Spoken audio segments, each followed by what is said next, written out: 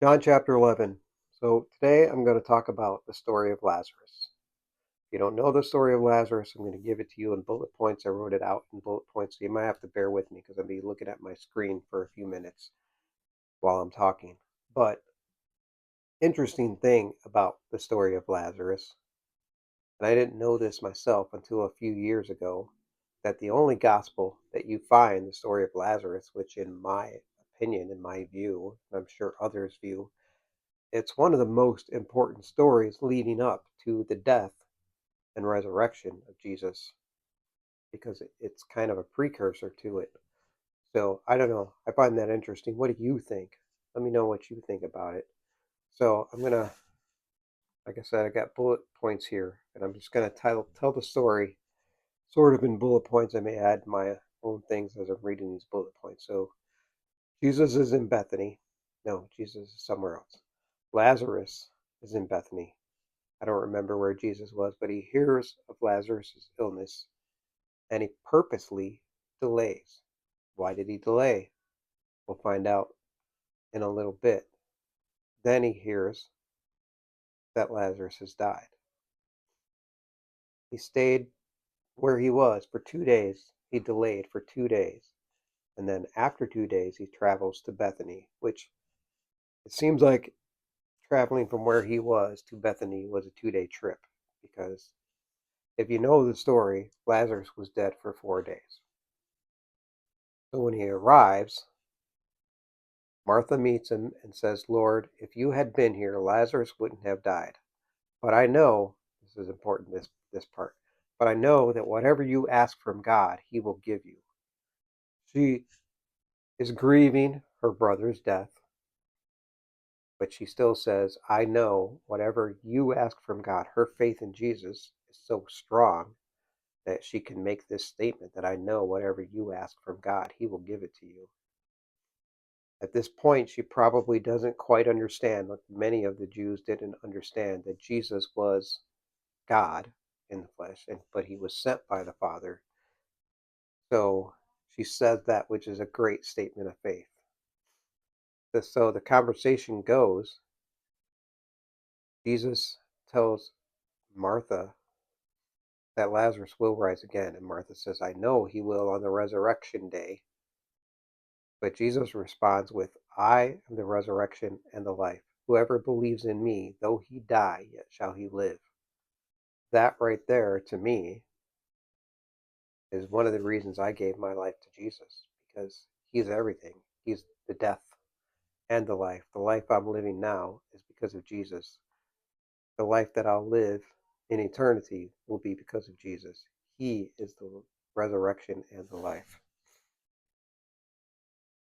Then after that, Mary comes to him with people from Jerusalem. So these people, Bethany wasn't that far from Jerusalem, a couple miles away. So there were people from Jerusalem who knew Martha and Mary, and they were there comforting Mary because her brother just died. Mary comes to Jesus with these people, and they were all weeping. And in Jesus, he felt that grief. And this is the shortest verse in the Bible. If you want to start memorizing Bible scripture, it's John 11:35. Jesus wept. Jesus wept after he felt their pain and sorrow and felt their grief. And that's important. Like he took on flesh. Now he knows what grieving feels like. So, and I'll get to that in a minute. So I'll just continue with the story. Jesus asked Mary to show him where he is laid. Jesus asked the stone to be moved. They respond with, there's going to be an odor. He's been in the tomb for 4 days. But obviously, Jesus said the next thing with authority because right after he said it, they moved the stone. Did I not tell you that if you believed, you would see the glory of God? And then they rolled the stone away. Now, Jesus, at that moment, prays to the Father, and he says, as he's praying to the Father, I say this so the people around might believe that the Father sent him. He says, Lazarus, come out. And then Lazarus came out of the tomb with his hands and feet bound. Now, I don't know about you. Have you ever tried to picture this story? His hands and feet were bound. He's lying on a slab, I'm assuming. I don't know what they did back in those days, but I'm sure he wasn't upright. He was lying down, and his hands and feet were bound. So he either had to like scoot and get himself to where he could put his feet on the ground and jump up. I don't know. I personally believe that he kind of floated. This is what I want to believe. Who knows what happened, but maybe he kind of floated up when Jesus said, "Rise up," and he just rose up immediately. He didn't have to struggle to get up. But then when he came out of the tomb, maybe he was like walking on his tiptoes because his feet were bound. Or maybe, again, like he just floated out of the tomb. Who knows? But obviously, he couldn't move his hands and feet. Jesus told them, all the people who were standing around amazed that didn't know what to do, they just left him there with his hands and feet tied up, and Jesus told them to unbind him. And then, so here's some of my points. Jesus, why did Jesus delay? That was one of my questions. Jesus delays to show that God's timing isn't always our timing. Like Jesus, sometimes things happen in life that we don't understand, and we have faith to believe that a miracle will happen, but sometimes it's not happening when we expect it or how we expect it to. But we don't always understand the ways of Jesus. Like I'm sure Mary and Martha were they probably were a little bit upset with Jesus. Like they didn't show that when they met him. I mean, they did say, if you had been here, doesn't say that they said it with an attitude in or anything, but it does say that if you had been here. So they were probably a little upset. And I know us in life sometimes, maybe I'll say I said us, but I'll just talk about me. I know there's been times in my life where I felt like God wasn't showing up. I didn't know where he was. I didn't know what he was going to do.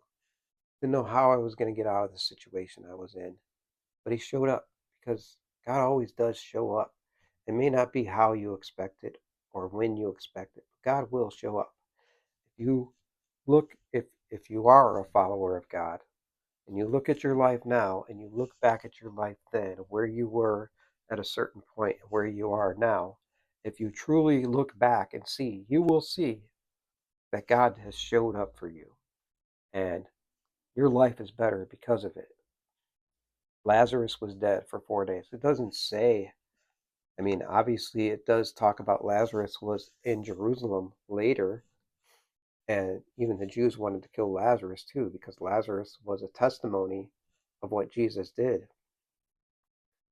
So Lazarus' resurrection shows the power of Jesus and his authority over death and gives us hope in the resurrection that awaits all of us who believe in him. These are points that I wrote down.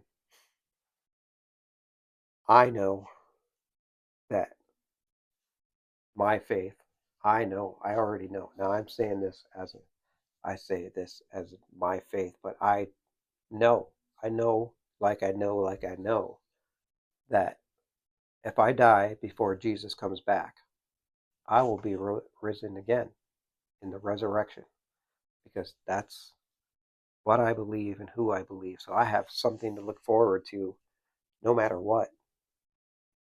Whether he comes before I die or after, I have something to look forward to. And that's why I continue to live the life that I live and do these videos and talk to people because I want everybody to know who Jesus is and what he has done for us. That's why I'm doing these videos.